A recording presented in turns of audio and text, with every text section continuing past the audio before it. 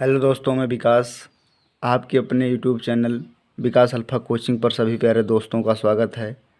आज हम लोग वृद्धि अथवा कमी से आज हम लोग वृद्धि या कमी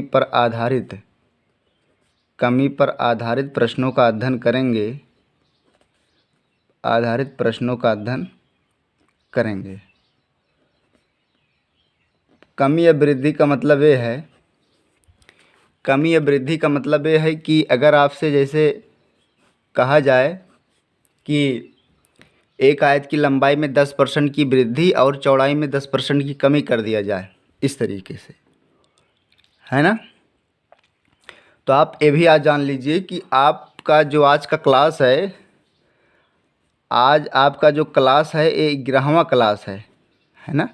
परसेंटेज पर आधारित जितने भी प्रश्न थे उन सभी प्रश्नों को हमने एक एक करके, कोई भी प्रश्न छूटा नहीं आर.एस. अग्रवाल का, है ना। सभी प्रश्नों को हल करवा दिए। देखिए 11वां क्लास में सिर्फ एक ही क्लास यही बचा था, इस पर हम नहीं बताए थे, एक भी सवाल नहीं बताए थे। वृद्धि अथवा कमी पर आधारित प्रश्नों का अध्ययन हम लोग कैसे करते हैं। तो देखो, ये आज का लास्ट वीडियो होगा, मतलब इस परसेंटेज का जो परसेंटेज है इसका लास्ट वीडियो है। इसके बाद कल हम लोग पढ़ेंगे लाभ हानि, मतलब प्रॉफिट एंड लॉस पढ़ेंगे, है ना। उसमें भी 5-6 वीडियो बनेगा, कोई भी सवाल वहाँ से भी नहीं छूटने पाएगा, ठीक है। देखो जैसे कह रहा है, पहला सवाल है, देखो पहला सवाल है आपका, कह रहा है कि यदि किसी वर्ग की प्रत्येक भुजा में 10% की वृद्धि कर दिया जाए तो इसके क्षेत्रफल में कितने % की वृद्धि होगी। तो आप पहले ये जान लीजिए कि कुछ चीज़ ऐसे होते हैं जो द्विविमीय होती हैं और त्रिविमीय होता है। त्रिविमीय का मतलब ये होता है कि अगर हम किसी एक तरफ से देखते हैं तो उसमें 3 तरह से रास्ता दिखाई पड़ते हैं, समझ रहे हैं ना। मतलब जिसका आयतन निकलता है, आप ऐसे सरल भाषा में कह सकते हैं कि जिनका आयतन निकलता है। आयतन निकलने का मतलब जैसे गोला हो गया, बेलन हो गया, है ना, शंकु हो गया, ये सब क्या होंगे, ये सब होंगे त्रिविमीय। घन हो गया, घनाभ हो गया, है ना, ये सब त्रिविमीय होगा। तो त्रिविमीय की स्थिति और द्विविमीय की स्थिति यहाँ पर बहुत ज़्यादा इम्पॉर्टेंट है। अगर आप द्विविमीय देखेंगे तो जिनका क्षेत्रफल होता है, आप सरल भाषा में कह सकते हैं जिनका क्षेत्रफल निकलता है ना। द्विविमीय का मतलब होता है कि जैसे आप आयत हो गया, वर्ग हो गया, है ना, आयत हो गया, वर्ग हो गया, वृत्त हो गया, ये सब क्या है, ये सब द्विविमीय के अंतर्गत आएंगे। द्विविमीय और त्रिविमीय का यहाँ बहुत महत्वपूर्ण काम है। अगर आप ये नहीं जान पाएंगे कौन सा द्विविमीय है त्रिविमीय है तो गलत हो जाएगा। जैसे कहा जाए कि किसी गोले की त्रिज्या में 5% की वृद्धि कर दिया जाए तो इसके आयतन में कितने % की वृद्धि होगी। तो अभी हम आपको बताते हैं कि उसके आयतन में कितने % की वृद्धि होती है ना। पहले आप एक एक बात समझते हुए चलिए। इसमें कह रहा है, उसमें हम बता रहे थे कि अगर आपको त्रिविमीय पहचानना है तो हम लोग कहते हैं कि किसी एक सतह से देखने पर 3 तरह से रास्ता दिखाई पड़ता है, उसी को हम लोग त्रिविमीय के अंतर्गत लेकर आते हैं। जैसे पहला प्रश्न कह रहा था कि यदि किसी वर्ग की प्रत्येक भुजा में 10% की वृद्धि कर दिया जाए, यदि किसी वर्ग की प्रत्येक भुजा में 10% की वृद्धि कर दिया जाए तो इसके क्षेत्रफल में कितने % की वृद्धि होगी। अगर आप इसको बेसिक से लगाते हैं, बेसिक से लगाने का मतलब ये है, अगर मान लीजिए आप इसका कहते हैं कि माना वर्ग की भुजा जो है, अगर हम ए मान लेंगे, ए, तो इसका जो क्षेत्रफल होगा A² होगा। ए माने हैं तो इसका क्षेत्रफल क्या होगा, A² होगा। माना वर्ग की भुजा क्या है, ए, तो क्षेत्रफल होगा A²। अगर हम भुजा में इसकी नई भुजा, अब कह रहा है नई भुजा क्या बनेगा, नई भुजा वही बनेगा जो 10% की वृद्धि हो रहा है। 10% की आप वृद्धि करवाइए तो आप कहेंगे ए जो अपने आप में 100% है, बटे 100, तो आप कहेंगे 11A/10। इसका नया क्षेत्रफल हो जाएगा, नया क्षेत्रफल होगा 121 A² बटे 100। समझ रहे हैं ना। इसका ये नया क्षेत्रफल है, इसका ये पुराना क्षेत्रफल है। अब देख लीजिए कि इसमें कितने % की वृद्धि हुई, या चाहे जो हुआ कितना परिवर्तन हुआ। तो आप कहेंगे डेल्टा ए, डेल्टा ए का मतलब होता है परिवर्तन। तो आप कहेंगे 121 ए बटे 100 माइनस ए स्क्वायर। तो आप कहेंगे 121 ए स्क्वायर माइनस 100 ए स्क्वायर बटे 100। हल कर लेंगे तो ये कितना आ जाएगा, 21 से बटे 100। 21 से बटे कितना आएगा, 21 से बटे 100 आएगा। ये बेसिक से बता रहे हैं। अब अभी पहले बेसिक से आप देख लीजिए, उसके बाद हम बताते हैं कि इसको कैसे शॉर्टकट में लगाना है। 21 ए बटे 100 इसका मतलब 21 ए बटे 100। तो आप कहेंगे 21 ए स्क्वायर बाई 100 गुणे 100। अब देखो कह रहा कितने % की वृद्धि होगी। हम आपसे पहले बताए थे कि अगर वृद्धि होगी तो वृद्धि होगी कम से वृद्धि होगी, कम वाली संख्या हम नीचे कर देंगे। तो अब कम वाली संख्या कौन सी है, तो आप कहेंगे कि कम वाली संख्या, या आप कर दीजिए डायरेक्टली, कम को कौन सी है, ए स्क्वायर है। तो अब इसको कहाँ कर देंगे, नीचे। इससे कैंसिल हो गया, इससे कैंसिल हो जाएगा। कितने % की वृद्धि हुई, तो आप कहेंगे 21% की वृद्धि हुई। या आप इसको शॉर्टकट लगाना चाहते हैं तो आप कहेंगे, अब देखिए एक फार्मूला यही है, यही सब लोग बताते हैं। वृद्धि या कमी चाहे जो कहा जाए, कहेंगे बराबर प्लस एक्स, अगर कमी होता तो माइनस वाई करते, plus X plus Y plus X Y बटे 100। यही इतनी % की वृद्धि होती है हर संख्या में। चाहे आप, ये तो इसका बेसिक तरीका था। बहुत लोग बेसिक लगाना पसंद करते हैं, तो बेसिक अगर लगाएंगे तो इस तरीके से लगाएंगे, ये सारी बात को आप समझते हुए चलेंगे, है ना। वृद्धि होगी तो कम वाली संख्या से वृद्धि होगी, जो कम वाली संख्या होगी उसको आप नीचे कर दीजिए, कोई दिक्कत नहीं है ना। लेकिन जो वास्तव में कंपटीशन लगाया जाता है, यही नीचे वाला फार्मूला लगाया जाता है। इसको कहेंगे 10% की वृद्धि, आप यहाँ पर 10 रख करिए, फिर 10 कर दीजिए, प्लस 10 गुणे 10 बटे 100%, है ना। तो आप कहेंगे इससे कैंसिल हो जाएगा, 10 10 20 प्लस 1, देखो 21% आ गया ना। यही सबसे सही फार्मूला है।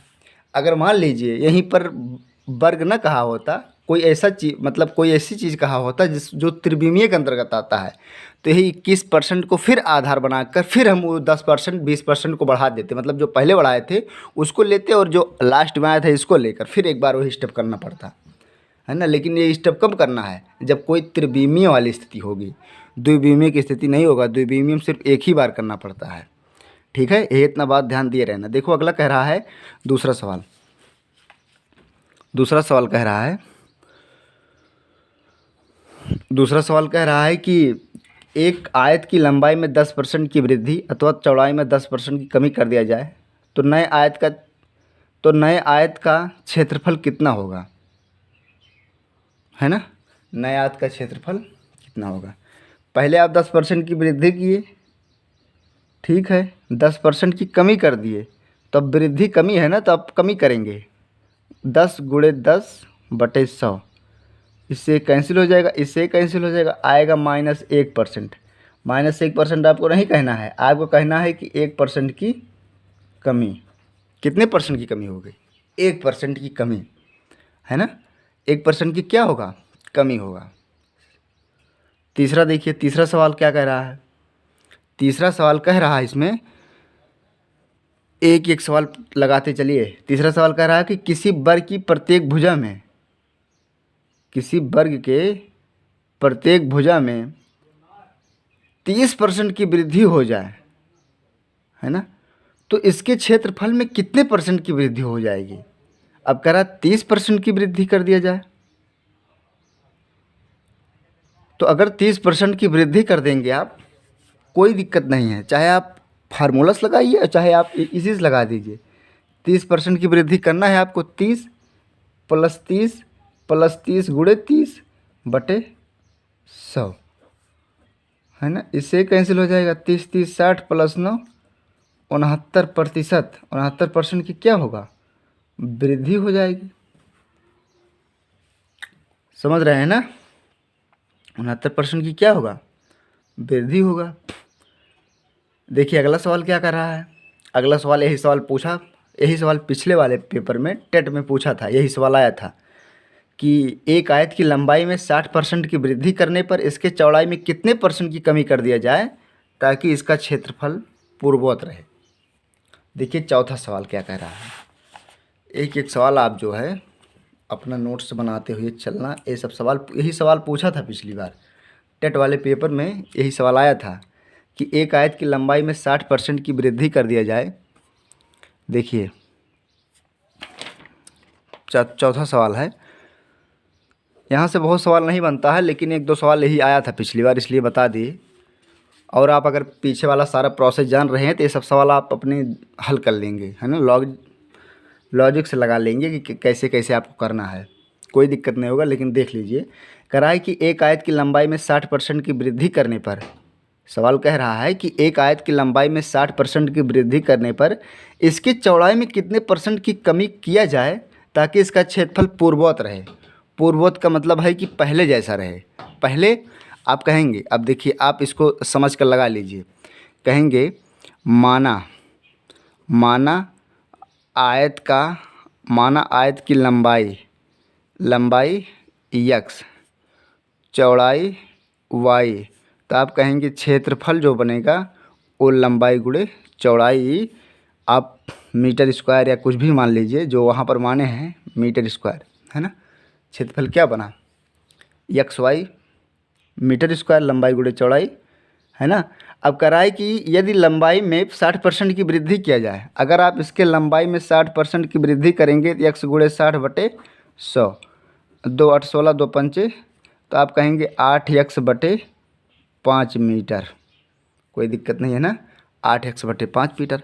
करा चौड़ाई में कितने % की कमी किया जाए। अब इसका चौड़ाई भी आप मान लीजिए, आप इसका चौड़ाई कितना मान लेंगे, जड़ मीटर। चौड़ाई कितना मानेंगे, जड़। तो आप कहेंगे तब इसके अनुसार इसका क्षेत्रफल क्या होगा। तो आप कहेंगे कि x Z/5 गुणे, अरे x 8x/5 गुणे z, इसका क्षेत्रफल ही बनेगा। अब कह रहा है कितने % की कमी किया जाए ताकि इसका क्षेत्रफल पूर्ववत रहे। पूर्ववत का मतलब XY ही रहे। तो आप कहेंगे 8x/5 गुणे z बराबर XY के, है। कुछ कैंसिल होगा तो z बराबर आ जाएगा 5y/8, 5y/8। समझ रहे हैं ना। अब देखिए कि इसके पहला इसका क्षेत्रफल, इसकी चौड़ाई कितनी थी, पहले इसकी चौड़ाई y थी, इस समय इसकी चौड़ाई आई है 5y/, तो कितने % की वृद्धि या कमी हुई है। तो आप कहेंगे y, ऐसे कहिए y -5y/8 बराबर 8y -5y/8, है ना। तो आप कहेंगे 3y/8 इतने % की वृद्धि हुआ था। अब अगर वृद्धि होगा तो कम वाली संख्या से होगा। कम वाली संख्या हम लोग नीचे कर देंगे, तो कम वाली संख्या को क्या बनेगी बताओ। तो कम वाली संख्या बननी चाहिए। अगर आप इसको हल करेंगे तो ये जो होगा दशमलव में आ जाएगा, है ना। लेकिन अगर आप इसको देखेंगे तो इसमें लगभग एक तो है, ये है, एक के बराबर है, वृद्धि हो रही है, तो कम वाली संख्या से होगी। तो आप वृद्धि कितने % की कमी होगी, कमी हो रही है ना, कितने % की कमी होगी। तो कमी होने का मतलब है कि वृद्धि वाली संख्या को, बड़ी वाली संख्या को नीचे रखेंगे। तो हम सिर्फ y को रखेंगे, उसके बाद 100% से आप गुणा कर दीजिए, यही आपका क्या बन जाएगा, वृद्धि या कमी, है ना। तो आप y से y कैंसिल कर दीजिए, 3 गुणे 100/8%, काटिए 4 से, 4 दूने 8, 25 चौका 100, 25 तियाँ 75/2%। 75/2 को क्या कहते हैं बताओ, 75/2 को क्या कहा जाता है, 75/2 को कहते हैं 37.5%। यही क्या होगा, 37.5% की कमी किया जाएगा। अगर आप 37.5% की कमी करेंगे तो उसका क्षेत्रफल पूर्ववत रहेगा, है ना। लंबाई में 60% की वृद्धि करने के बाद भी उसका क्षेत्रफल क्या रहेगा, पहले जैसा रहेगा। समझ गए ना। यही ऐसे आपको लगाना है, इसमें आपको कुछ नहीं करना है। आप पहले इसकी लंबाई मान लेंगे, माना लंबाई कितना x, कह रहा था कि एक आयत की लंबाई में 60% की वृद्धि करने पर इसके चौड़ाई में कितने परसेंट की कमी करनी होगी ताकि इसका क्षेत्रफल पूर्ववत रहे। तो आप कहेंगे लंबाई x है, लंबाई कितना है x है, चौड़ाई कितना है y है, क्षेत्रफल क्या बनेगा x y है ना। लंबाई में आप 60% की वृद्धि कर दिए, 160/100 हुआ। और चौड़ाई आप नया माने जड़, इसका क्षेत्रफल बन गया 8x/5 z। अब दोनों का क्षेत्रफल पूर्ववत रहे, पहले जैसा रहे, वहाँ से आप नई चौड़ाई निकाल लेंगे। नई चौड़ाई निकालने के बाद पहले देखेंगे कि कितना वृद्धि या कमी हुआ है। तो कमी हुआ है, वहाँ पर कमी दिखाना था, कितने परसेंट की कमी करनी होगी। अगर कमी दिखाना है तो वृद्धि वाली संख्या को नीचे रख देंगे, 100% से क्या करेंगे गुणा कर देंगे, 37.5% आएगा। आप चाहे इस तरीके के प्रश्नों का उत्तर आप याद कर लीजिए, कोई दिक्कत नहीं होगा, है ना। या इस सवाल को अगर आपको हल करना है तो आप इस तरीके से भी हल कर सकते हैं। कह रहा था कि एक आयत की लंबाई में 60% वृद्धि करने पर इसके चौड़ाई में कितने परसेंट की कमी किया जाए ताकि इसका क्षेत्रफल पूर्ववत रहे। तो आप कहेंगे 60% गुणे 160/100, यही बनेगा। काट दीजिए, 2 तिहाई 6, 2 8 16, 3 गुणे 100/8, यहाँ पर 2 बनेगा, यहाँ पर क्या बनेगा 25, 25 तियाँ 75/2%। तो 75/2 को क्या कहा जाता है 37.5%। कितना आ जाएगा 60 गुणे 160/100। इस तरीके से हल करते तब भी 37.5%, लेकिन ये इसका सही तरीका है एकदम, है ना। अगला सवाल देखो। अगला कह रहा है कि किसी वृत्त की त्रिज्या में 50% की वृद्धि करने पर इसके क्षेत्रफल में कितने परसेंट की वृद्धि होगी। तो आपको अगर इस तरीके से कोई भी सवाल हल करना है तो आप देखेंगे कि हमारा द्विविमीय है कि त्रिविमीय है। अगर त्रिविमीय होगा तो एक स्टेप और बढ़ाकर कर देना है बस, द्विविमीय होगा तो उसी पर रहने देना है। कह रहा था कि किसी वृत्त की त्रिज्या में 50% की वृद्धि करने पर, तो आप कहेंगे अगर वृत्त की त्रिज्या में 50% की वृद्धि करेंगे, 5वां सवाल है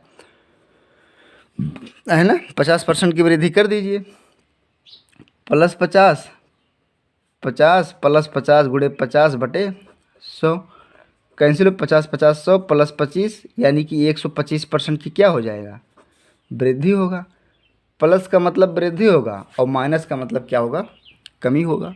50 + 50 + 50 गुणे 50/100, समझ रहे हैं ना।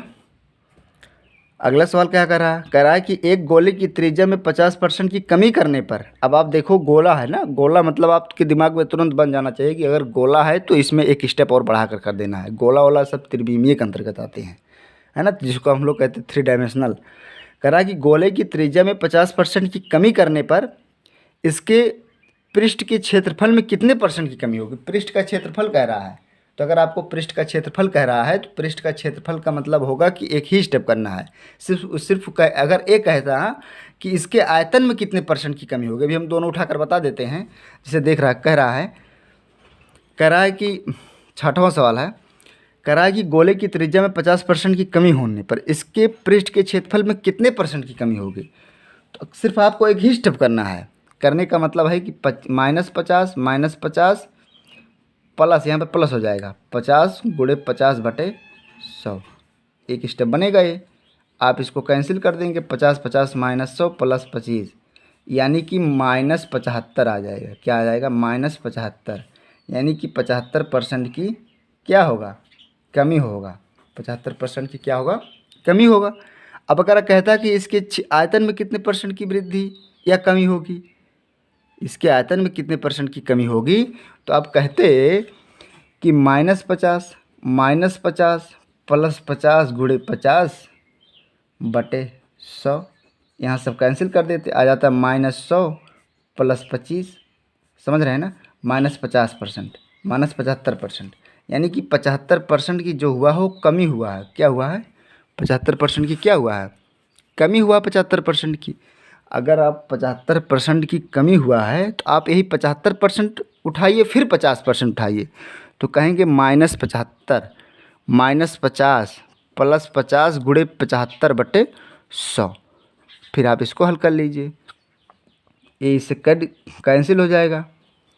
आप अगर ऐड करेंगे तो 7 5 12 + 75/2, 2 पंचे 2, 2 दूनी 4, 1 5, 2 1 2 + 75/2 है ना। घटा लीजिए, 10 में से 5 जाएगा तो 5 हो जाएगा। यहाँ बचेगा 4, 14 में से 7 जाएगा 7 हो जाएगा। 1 आएगा बटे 2, 2 8 16 और 2 7 14, 87.5% की क्या हो जाएगा? आप कहेंगे 87.5% की कमी होगा, यहाँ पर माइनस का निशान लगा है ना। देखिए ये 75/2 यहाँ तक तो आप घटा लिए थे। 10 में से 5 जाएगा 5 हो जाएगा, 14 में से 7 7, 1 मतलब माइनस का निशान आएगा। अगर माइनस का आएगा तो 87.5% की क्या होगा? 87.5% की कमी होगा। समझ रहे हैं ना। आपको कि अगर आयतन वाली बात करेगा तो आयतन वाले स्टेप में यहाँ तक तो करना है, यहाँ तक ही करना पड़ेगा। उसके बाद फिर एक स्टेप बढ़ाकर कर देना। इसको आप आधार मानेंगे, फिर आप 50 को आधार मानकर कर देंगे, है ना। ऐसे इन सब सवालों को इसी तरीके से हल करते हैं। देखो अगला सवाल हम बताते हैं आपको। समझ गए ना सारा प्रोसेस, क्या हम कहना चाहते हैं? बस वही थोड़ा सा ध्यान दे रहे हैं ना। ये बात ध्यान देना कि ये हमारा द्विविमीय है कि त्रिविमीय है। अगर द्विविमीय होगा तो आप थोड़ा सा ध्यान देना, त्रिविमीय है तो एक स्टेप और बढ़ा कर देना है बस। देखो अगला सवाल क्या है। इसके पहले वाला सवाल क्या था? इसके पहले वाला सवाल तो अच्छा, अब 7वां सवाल बताते हैं। देखो 7वां सवाल कह रहा था कि किसी वस्तु के मूल्य में 10% की वृद्धि करने पर, किसी वस्तु के मूल्य में 10% की वृद्धि करने पर इसकी इसकी उपभोक्ता को कितने % कम खपत करनी होगी, जिससे कि इस मद में उसके खर्च में कोई भी वृद्धि न हो। वही पहले वाली प्रोसेस है कि आप पहले 100 था, क्या था, 10% की वृद्धि कर दी, 110 हुआ। कितने % की वृद्धि हुई? तो आप कहेंगे 10% की वृद्धि हुई है। कैसे होगी? अब कह रहा है कि कितने % की कमी करनी होगी। पहले 100 था हमारा, अब 110 हुआ है ना, 10% की वृद्धि कर दिए। अब कह रहा है कि अब कितने % की कमी करनी होगी, तो आप कहेंगे 10% की कमी करनी होगी, ताकि इसके खर्च पर कोई भी प्रभाव ना पड़े।